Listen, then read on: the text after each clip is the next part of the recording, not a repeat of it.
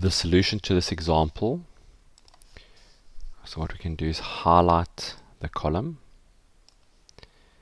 and then under data we've got text to columns. We can decide delimited or fixed width. It looks like it's delimited, although we could do fixed width up to a point, but we'll do delimited. It looks like we're going to use this upwards line, so I'm going to go to other, and I'm going to put upward line, so you can see already it's looking better.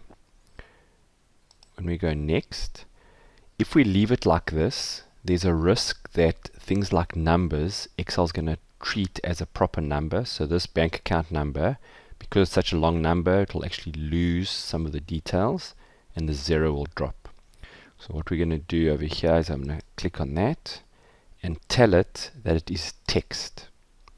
And similarly, the branch numbers, even though it doesn't look like they'll be the problem, it's always a good idea just to make those text as well.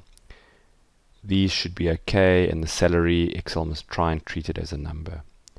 And I can now say finish, and you'll see now that the bank account is showing the full number and they start with a 0.